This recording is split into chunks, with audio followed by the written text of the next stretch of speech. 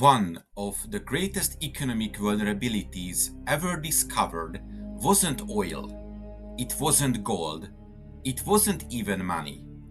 It was the humble ball bearing, just one tiny steel sphere. Yet removing it could freeze factories, collapse production, destroy supply chains, and cost governments hundreds of billions of dollars. That sounds impossible, but history proved it was not. It's a lesson about concentration risk, supply chains, diversification, and why entire economies can depend on surprisingly small investments.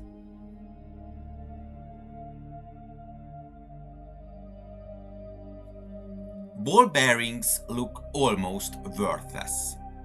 A polished steel sphere inside a metal race. Most cost only a few dollars.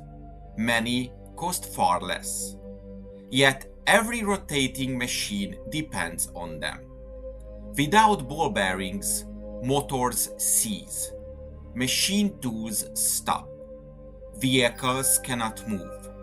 Electric generators fail. Industrial output falls almost immediately. Economists call this a critical intermediate good.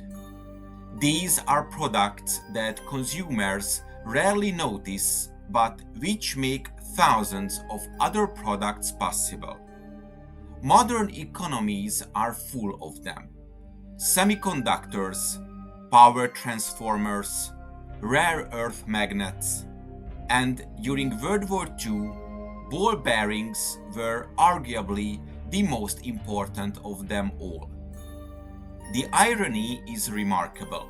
Factories worth millions depended upon components worth pennies. The entire industrial portfolio rested upon a tiny piece of hardened steel.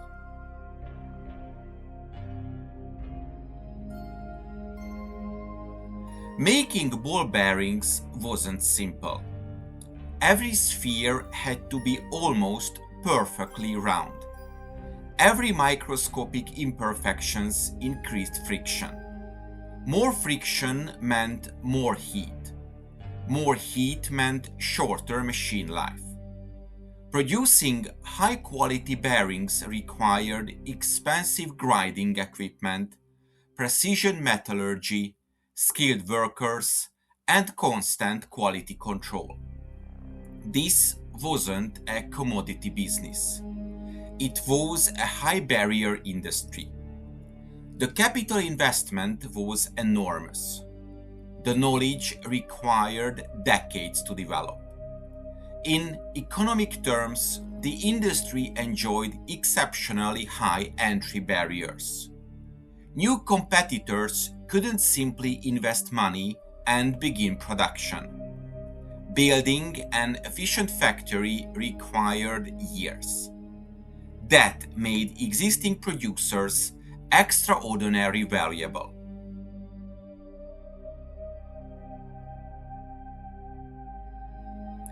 As industrial production expanded during the 1930s, efficiency became the primary objective. Instead of dozens of small factories producing bearings, production became centralized into a handful of highly specialized facilities. From an accounting perspective, the decision made perfect sense. Larger factories reduced average costs. They improved productivity.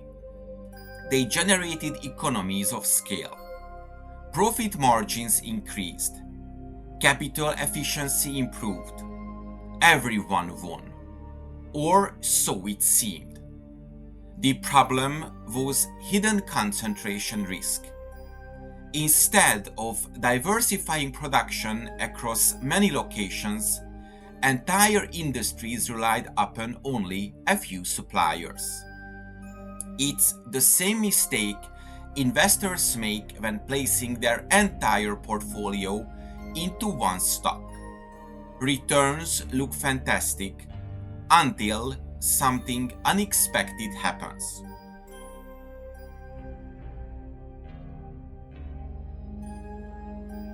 Industrial planners soon recognized an uncomfortable reality.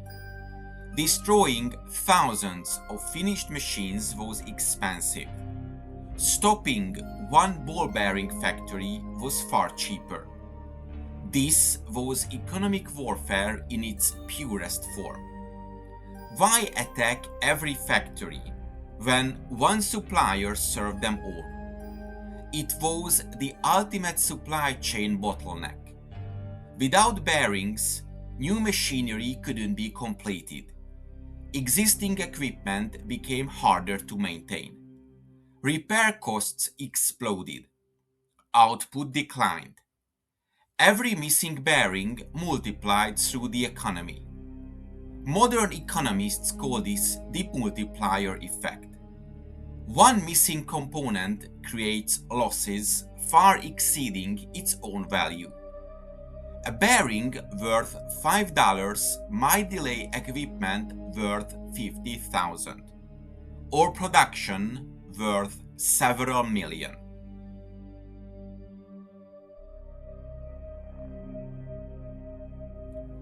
One German city became especially important: Schweinfurt. Before and during the war, it produced an enormous share of Germany's precision ball bearing through companies such as the FAG Kugelfischer. Industrial analysts estimated a significant share of the country's precision bearing production was concentrated there. On paper, this strategy seemed obvious. Disrupt Schweinfurt. Disrupt industrial output. Yet reality proved more complicated. After the bombing, production initially fell sharply, but engineers adapted. Manufacturers repaired damaged equipment. Inventories were redistributed. Smaller factories expanded production. Alternative bearing designs appeared. Imports supplemented shortages where possible. Instead of collapsing completely, the supply chain bent but did not break. It was one of history's greatest demonstrations of industrial resilience.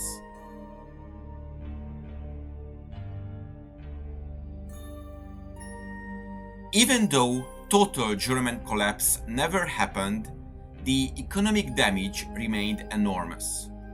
Factories spent valuable labor repairing facilities rather than producing goods. Emergency transportation increased costs. Inventories disappeared.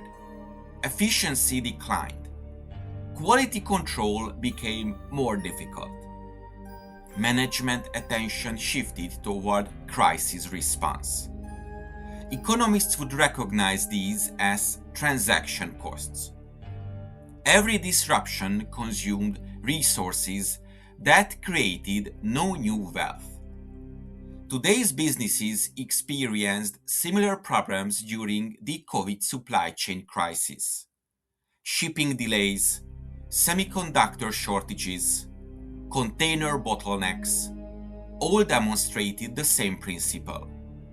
Modern economies are incredibly efficient, but efficiency often comes at the expense of resilience.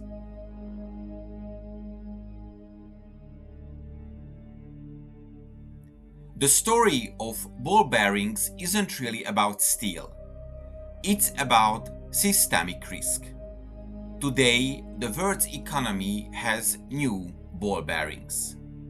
Advanced semiconductors, rare earth processing, battery materials, cloud computing infrastructure.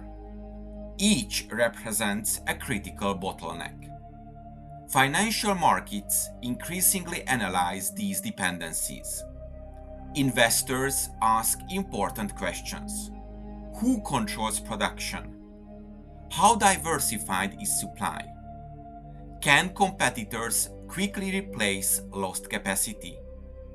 These questions influence stock valuations, national investment policies, and government industrial strategies. A company controlling a critical bottleneck often enjoys pricing power, higher margins, greater profitability, better long-term returns. That's why modern investors study supply chains just as carefully as income statements. The greatest weakness in an economy is rarely the biggest factory. It's often the smallest component.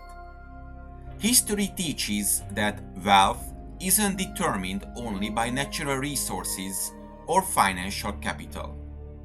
It depends upon resilience, diversification, redundancy, and understanding hidden dependencies.